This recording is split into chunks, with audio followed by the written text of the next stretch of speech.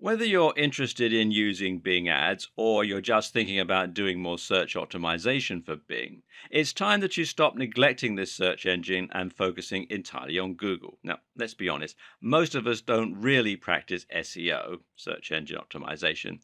We practice GEO, Google optimization. Google is the first and last word in internet marketing as far as a huge proportion of internet marketers and SEO agencies are concerned. It's time to change this way of thinking. But why? Why break the habit of a lifetime? Well, for starters, Bing has 20% market share. Well, that work you up, right? Many of us think of the search engine industry as being a one horse race, but really that's not the case. 20% is actually a pretty decent chunk of the market. And when you consider that Yahoo still makes up around 10% and that Yahoo is powered by Bing, that number goes up to 30%.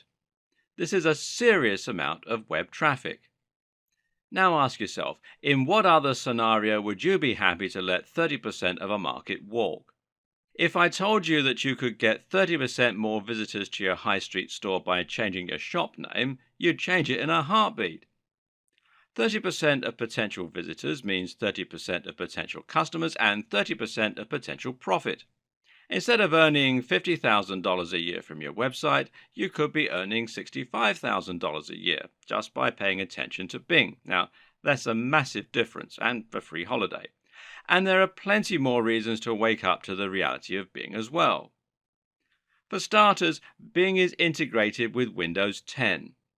Windows 10 is the latest iteration of Windows from Microsoft, and it comes with being deeply ingrained into the system.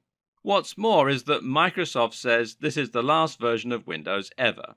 That is to say that future upgrades to Windows are going to be iterative rather than complete overhauls. So we can safely say that Bing is here to stay. Not only is Bing the default search engine for the Edge browser, which comes with some pretty neat tricks up its sleeve, it's also the search engine used by Cortana. Cortana is a digital assistant like Siri that now lives on your desktop. If you want to find out the weather, for instance, you can simply ask Cortana, and while you're typing, she'll pull results from Bing and tell you. Bing has also recently made the transition to Android and iOS and is found nicely on your smartphone. This means that even if someone should set Google as their default search engine, they're still likely to be using Bing on their desktop without realizing it just by speaking with Cortana. If they ask, what does hypertrophy mean? Cortana will open up Bing and show the results in the browser. That could be your website that they're showing. And the same is true if they own an Xbox One. We don't have the exact sales figures for Xbox One right now because Microsoft are remaining quite tight-lipped about them.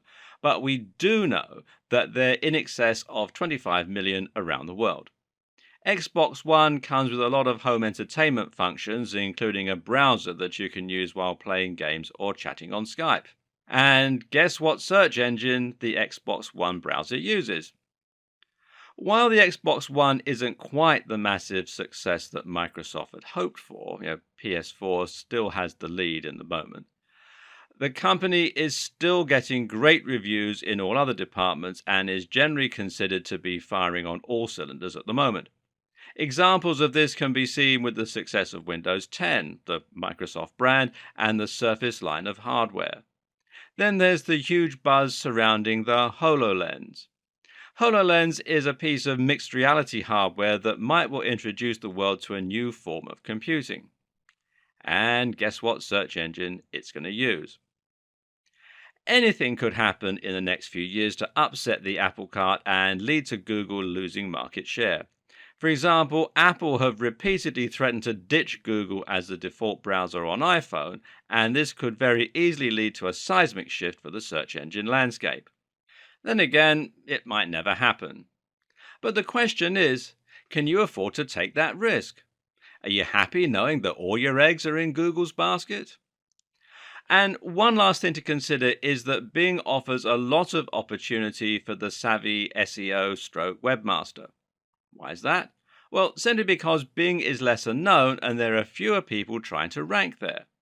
Likewise, there are fewer people paying for PPC.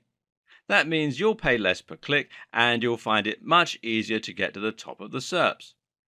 Specifically, well, you'll pay around 33.5% less on Bing compared with Google AdWords. In real terms, that means 33.5% more traffic for the same cost. A lot of people never consider Bing SEO and they don't know what the key to succeeding there is. That means the 30% of traffic to be found there is ripe for the taking. It means you can do a little background research and then just swoop right in and get to the top of the SERPs, that's the search engine results pages. You'll be in a smaller pond, but it will be much easier to get the fish biting. And what you have to understand is this can lead to more knock-on effects for your Google ranking too. Think about it. If you get to the top of Bing, then that leads to a lot of exposure to 30% of the web. This in turn means that you end up landing more backlinks and getting discussed in more forums and more comment sections. The same goes for paying ads on PPC. You can use this as your way in to boost your position in Google's SERPs, as well as to generally increase your brand without directly challenging the biggest players in your niche.